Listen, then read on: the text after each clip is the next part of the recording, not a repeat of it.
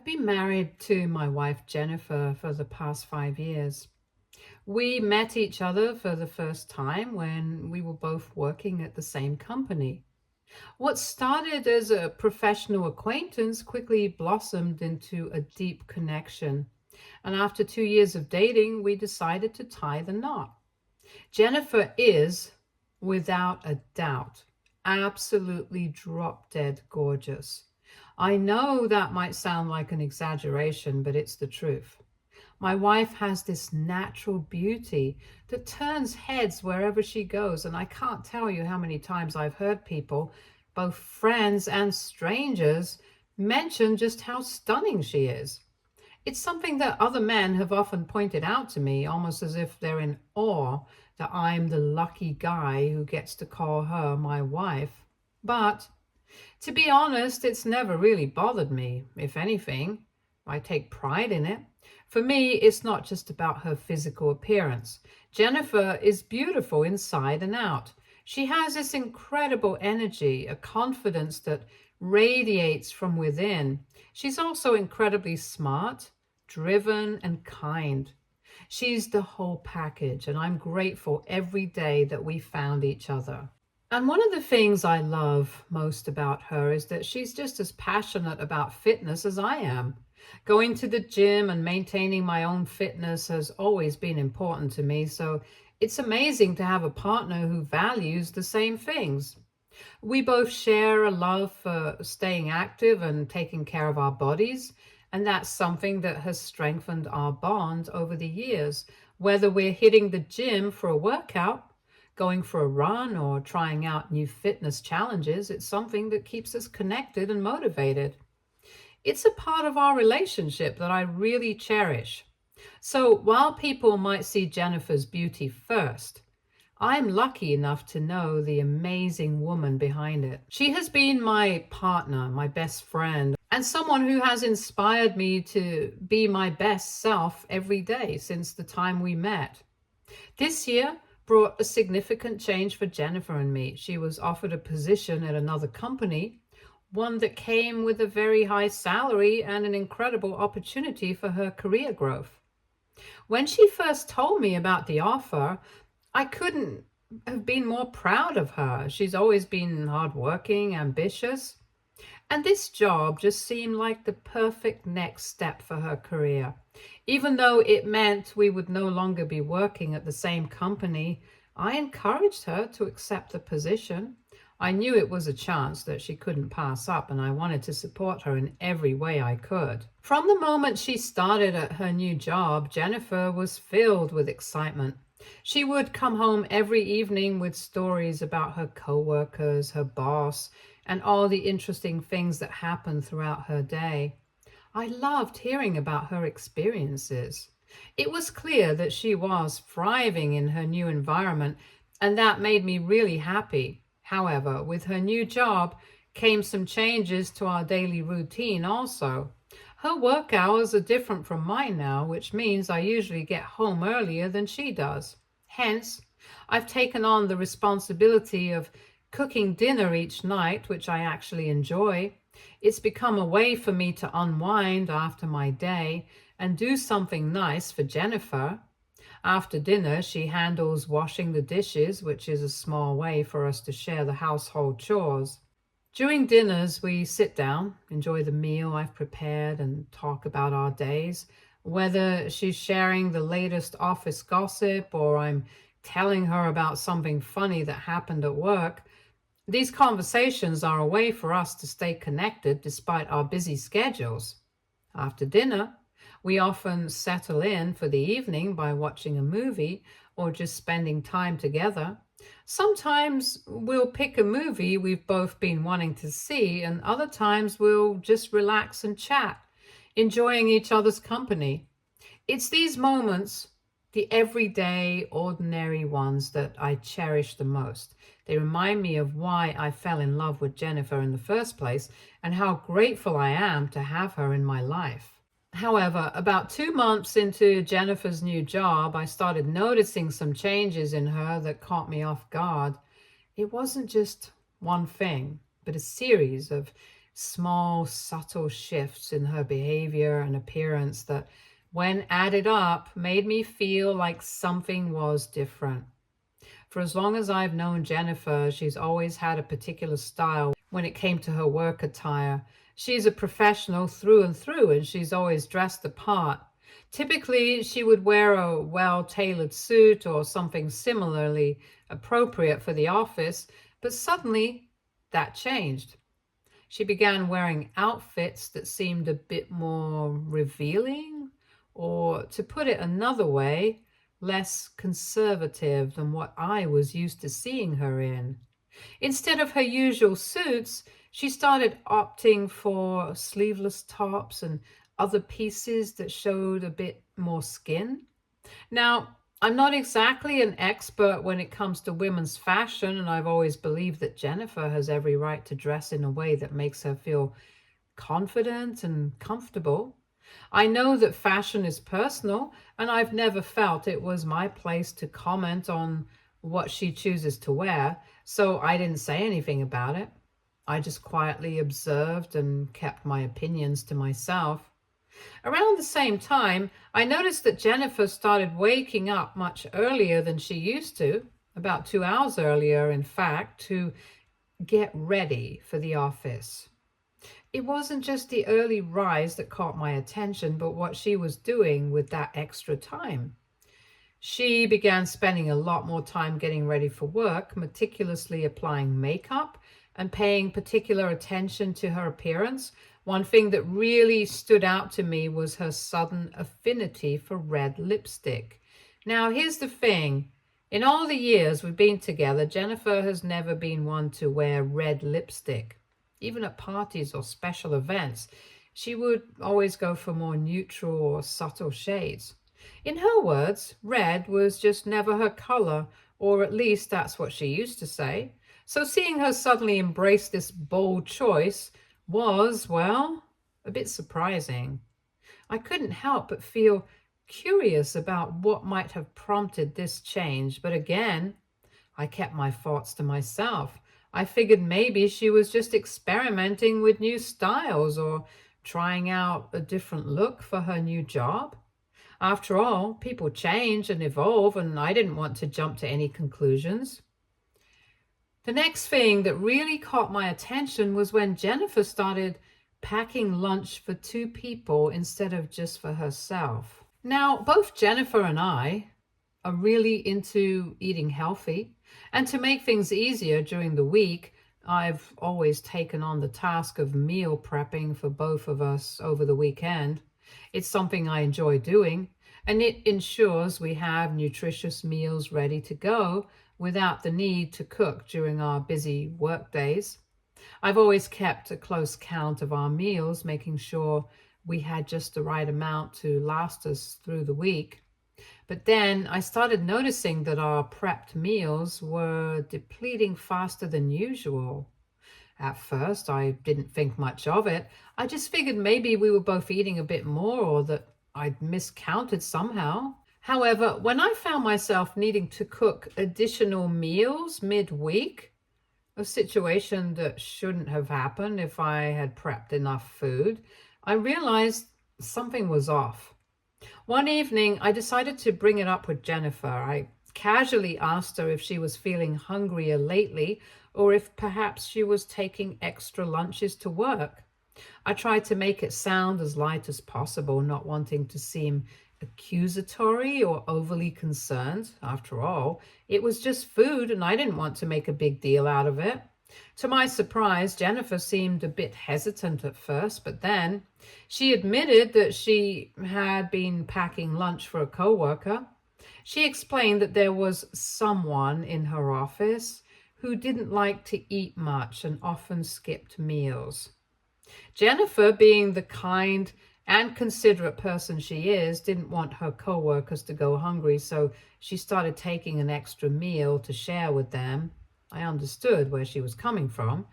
It's just like Jennifer to want to take care of others, and I admire her for that. She never elaborated anything about this so-called coworker, and I never asked. I simply told her that it was fine, And from the next weekend on, I made sure to prep more meals so that Jennifer could continue taking lunch for her coworker without us running out of food at home. Even though I made these adjustments without fuss, I couldn't shake the feeling that there was something more to it. The changes were too sudden, too out of character for the Jennifer that I knew so well. I didn't want to make a big deal out of it, and I certainly didn't want to come across as controlling or judgmental. But deep down, I couldn't help but wonder what was really going on with my wife. Then the biggest red flag came up when one night Jennifer and I were sitting down for dinner, talking about our day as usual. I started telling her about something that had happened at work. One of my coworkers had just discovered that his wife had been cheating on him. The news had devastated him. And as his friend, I couldn't help but feel terrible for him. I shared with Jennifer how sad and heartbroken he was and how all of us at work felt bad for him. We were all shocked that his wife had destroyed their family for what seemed like her own selfish reasons. I thought it was just another conversation, but something I said must have struck a nerve with Jennifer. Instead of sharing my sympathy for the guy, she suddenly became defensive, arguing that maybe it was the husband's fault. She suggested that perhaps the wife had been unhappy for a long time, and that's why she cheated. This completely threw me off.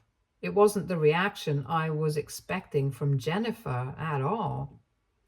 Trying to make sense of her response, I calmly pointed out that if the wife was that unhappy, she could have chosen to leave the marriage rather than stay with her husband and betray him like that. To me, it seemed clear that cheating was a cowardly, selfish way to handle things, but Jennifer didn't see it that way. She argued back, saying that sometimes people don't have the courage to leave because they're still unsure. I couldn't help but scoff when I heard that. I told her that, in my opinion, people who cheat are just cowards who don't deserve loyal partners. I was simply expressing my opinion and we weren't even arguing, but she seemed deeply offended. Jennifer's voice rose as she told me that not everyone can be brave and that sometimes people make mistakes because they're scared about their decisions. Then, before I could even fully process what was happening, she stormed off, leaving me sitting there, dumbfounded and confused. I was left staring at my half-finished dinner, trying to make sense of what had just happened.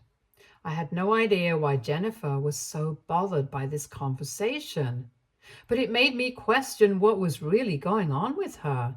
I couldn't help but wonder if there was something she wasn't telling me, something that might explain the changes I'd been noticing over the past few months. This wasn't the Jennifer I knew, and it made me feel like there was a distance growing between us, a gap that I didn't know how to bridge. Then things became worse between us after that night. It was like a switch had been flipped and the connection we once had began to fade. Jennifer, who had always been so present and engaged in our life together, started to drift away. She began spending less and less time with me, and her behavior became increasingly distant. She would come home unusually late, well past the time I'd expect her back from work. I'd sit there waiting for her, hoping we could still have dinner together as we always did. But when she finally walked through the door, she wasn't interested in talking much with me. When she did, it was clear her mind was somewhere else. Our conversations became forced and awkward. I also noticed that Jennifer was spending a lot more time on her phone or disappearing into the washroom for long stretches. It wasn't like her to be so secretive, and it only added to the growing sense of unease I was feeling. I'm a simple, straightforward guy. I've never been the type to play detective or dwell on suspicions, but as the days went on, it became harder and harder to ignore the signs that something was wrong. Eventually, I couldn't take it anymore. I needed to know what was going on, so I confronted Jennifer directly. I asked her if she was cheating on me. I tried to be calm and rational about it. I didn't want to beat around the bush or let my suspicions fester in silence. When I asked her, Jennifer's reaction was immediate and defensive. She argued that I had no right to accuse her of something so vile, and she seemed genuinely hurt by my question. She told me that she wasn't having an affair, but that she was just going through a lot at work and dealing with work-related stress. And she insisted that this was just a phase she was going through since she was still taking time to adjust in her new company, and that she would be fine once things settled down. Despite her explanation, I couldn't shake the feeling that there was more to the story. Her defensiveness only made me more suspicious, but I didn't want to push her too hard. I decided to keep my mouth shut for the time being, even though my instincts were telling me that something wasn't right. The next day, Jennifer herself approached me and apologized for how things had been between us. She acknowledged that she had been neglecting me in our relationship, and she promised that she would do better. Her apology seemed sincere, and for a moment I wanted to believe that maybe she was telling the truth, that it really was just a rough patch at work and nothing more. Then one evening, everything changed when I received an unexpected call from a close friend. He asked me if I knew where Jennifer was, and his question caught me off guard. My friend isn't the type to meddle in other people's business, so the fact that he was reaching out like this immediately raised red flags. It was late during a work day, and I had assumed Jennifer was still at the office finishing up some last-minute tasks or maybe working late, as she sometimes did. But then my friend told me something that made my heart sink. He told me how he had seen Jennifer at a restaurant having dinner with another man. According to my friend, they seemed unusually close, and it wasn't just a casual dinner between colleagues. He mentioned that Jennifer was laughing, leaning in close, and even stroking the man's hand in a way that didn't seem appropriate for someone who was just a coworker. He told me that under normal circumstances, he wouldn't have thought to call me, but given how intimate they appeared, he felt compelled to let me know. I thanked him for telling me, even though I could barely process what he was saying. After we hung up, I felt a wave of unease wash over me. My friend then sent me a subtle picture he had managed to take of Jennifer with the guy at the restaurant. When I looked at the photo, my heart sank further. Jennifer was smiling, and she was clearly comfortable with this man. There was something familiar about him that I couldn't quite place. I couldn't shake the feeling that I'd seen this guy before, but I couldn't pinpoint where or when. That night, when Jennifer finally came home, I decided to play it cool. I asked her if she wanted to have dinner with me like we usually did, and without much thought, she shook her head and casually mentioned that she had already eaten at a team dinner with her coworkers. I kept my tone light and nonchalant, asking how many people were at this dinner just to see what she would say. She didn't hesitate before responding, telling me that almost all her coworkers were there. It was at that moment I realized that my wife was lying to me. She clearly had something to hide. Otherwise, she would have had no issues telling me about having dinner with the mysterious man. I kept my mouth shut and pretended everything was fine, but inside, I was determined to get to the bottom of this. The Jennifer I knew wouldn't have lied to me so easily, and I needed to know who that man was, what he meant to her, and why she was keeping this part of her life hidden from me. That night, after Jennifer went to bed early, claiming she was tired from drinking too much at her team dinner, as I watched her sleep, the weight of everything that had happened in the past few weeks pressed down on me, and I knew I had to find out the truth. Quietly, I waited until she was deep in sleep before carefully taking her phone from the nightstand. I noticed right away that she had changed her password, which was unusual since we both always were both pretty open about our devices and had no secrets. I knew I had to get into her phone somehow. Now, Jennifer is a very forgetful person, so I was certain that she would have chosen something simple as her password, something she could easily remember. My heart was pounding as I tried to recall the usual combinations she might use: birthdays, anniversaries, or even her parents' birthdays. I went through the list in my head, trying each one with trembling hands, praying that I could crack the password before the phone got disabled. Luckily, my fourth attempt worked and the screen unlocked. I knew I was crossing a line, but I felt like I had no choice. I needed to know what was going on, even if it meant invading her privacy. With my heart racing, I scrolled through her messages, dreading what I might find. I noticed she had been sending multiple messages to someone named Mark. They talked regularly and even exchanged selfies. I read through the messages and realized that he also worked at her company. Then I clicked on Mark's contact information to check his profile picture, but as soon as I did, everything finally clicked.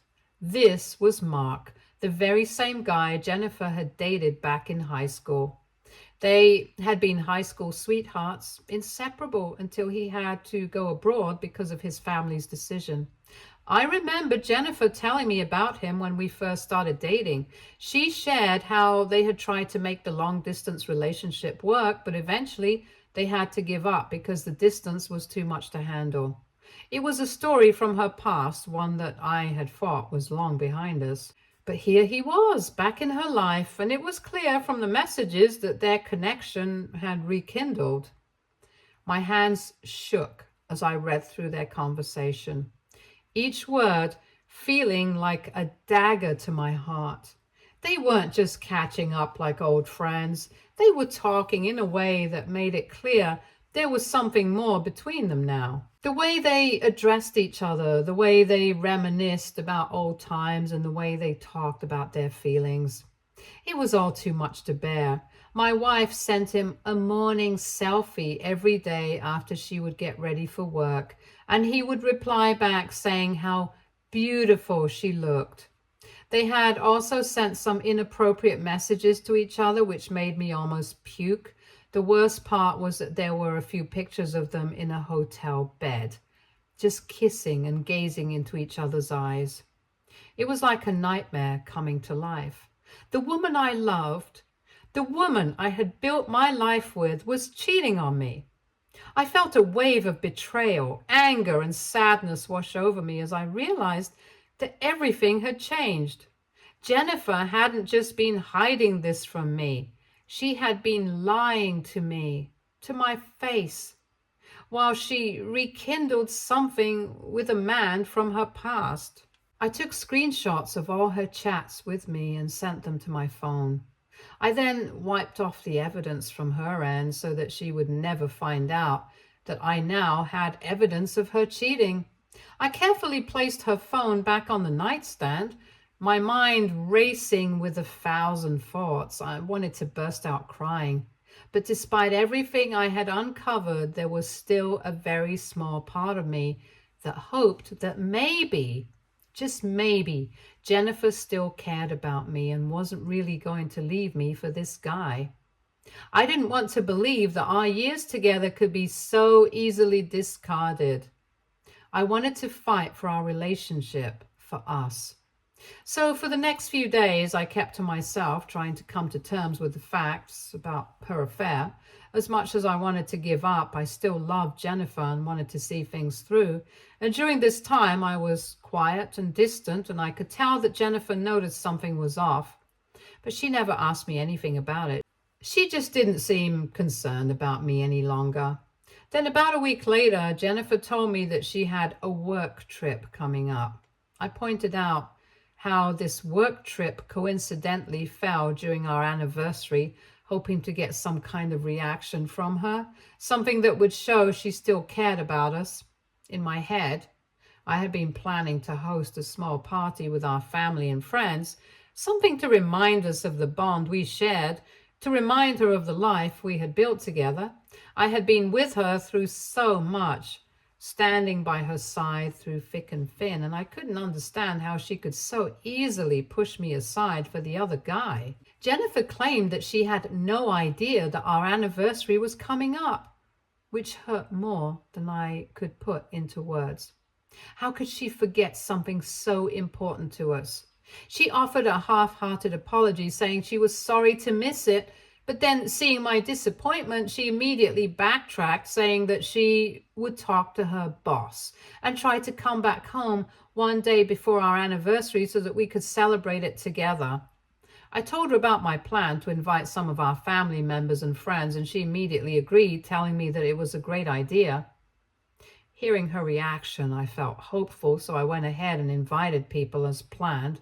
Throughout Jennifer's so-called work trip, every time I called or messaged her, she would ignore me. It wasn't like her to be so distant, and as each day passed, my worry grew. I couldn't shake the feeling that something was seriously wrong. In a desperate attempt to understand what was going on, I decided to turn to social media. I didn't have much to go on, but I knew Mark's full name and figured he might have an Instagram profile. I didn't know if he was on this work trip with Jennifer or not, but I needed to know more. After some searching, I found his profile and started to stalk it, my heart pounding with every click. Imagine my shock, my devastation when I saw Jennifer in his Instagram stories. He had posted several clips and photos from the trip, and while there were a few other co-workers in some of the shots, the ones that stood out, the ones that made my blood run cold, were the ones of him and Jennifer. They were together in most of them, smiling, laughing, kissing each other on the cheek, looking far too comfortable, far too close. They looked like a couple. My heart shattered as I scrolled through each story. My worst fears were confirmed. I realized at that moment that I had truly lost my wife. I didn't want to see any more of their pictures together, and I didn't want Mark to see that I had viewed his stories. The last thing I needed was for him to tell Jennifer that I had been stalking his profile, so I blocked him, hoping that I could delete those pictures from my head as well. And throughout the night, I cried myself to sleep. Currently, as I sit here and write this, I feel utterly betrayed and defeated. Our anniversary is tomorrow, and my wife is supposed to come home today. I don't know how I can face her and celebrate with her after she has been shamelessly out having an affair with another man. Will I be an a-hole if I cancel our anniversary party tomorrow, as I feel like there's nothing left to celebrate? Update 1. Wow, in just a matter of a few hours, I have received hundreds of DMs from people on Reddit. I would like to thank each and every one of you for checking up on me and assuring me that I can go ahead and cancel the anniversary party if I want to.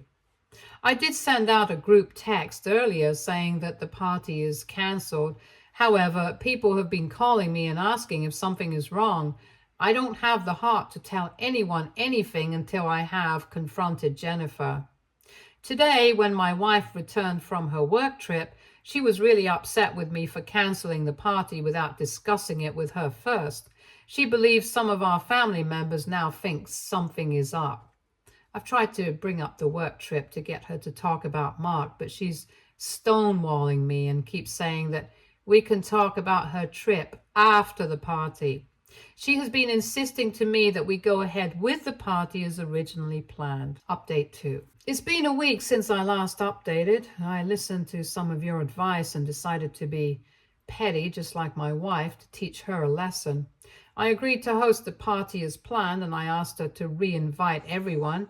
Throughout the event, I watched her mingle with our family and friends, playing the role of the perfect wife in front of everyone. When it was my turn to give a speech to thank everyone for coming to our anniversary party, I decided to use this opportunity to reveal the truth. I'm not one for theatrics, so I spoke plainly. I told everyone that this was going to be our last anniversary party since I had discovered that my wife had been having an affair with Mark, her high school sweetheart, for months. Jennifer froze when she heard my words, looking like a deer caught in headlights. I told the guests that I had seen all her messages, inappropriate pictures that they had sent to each other, and photos of them together in a hotel room. I explained that even after discovering all of this, I still wanted to give her a chance, but after her behavior during her work trip, where she spent all her time with Mark, I was pretty much done with her. Everyone was shocked by what I had revealed. My mother, visibly upset, began yelling at Jennifer, demanding to know if it was true. Even Jennifer's own parents, who had always liked me, pressed her to speak up. In the end, my wife broke down in front of everyone, and she admitted to everything and begged for my forgiveness, saying that she had foolishly gone with the flow and didn't know how to stop things with Mark, as she felt so comfortable around him. She admitted that she met him a few months ago when he joined her team at her new workplace and after returning from abroad, and that they had been sleeping together for months behind my back. She then went on to claim that she couldn't tell me the truth since I was the only love of her life, and she didn't want to lose me. I just shook my head in disappointment as I then announced to everyone that I would be divorcing Jennifer since I could no longer live my life with someone who was this shameless. There was not even one single word of protest as everyone agreed with me. Ever since then, I have kicked Jennifer out of my place, and she's furious with me for exposing her in front of everyone and for turning our anniversary party into her farewell party. She has continued to reach out to me several times in the hopes that I would give our marriage another try, but I've chosen to completely ignore her. Update 3. I have finally found a great lawyer who's going to make sure that I won't have to pay a dime to Jennifer during our divorce. He's confident that given the evidence of her cheating and the fact that we don't have kids, the divorce will be pretty straightforward. For those asking about my mental health, I guess I'm still processing everything, but I do feel at peace with my decision to leave my wife. Thanks to the support from my family, I'm no longer feeling scared about my decision, and I think I'm going to be okay. Stay tuned for more stories from Argo Relationships.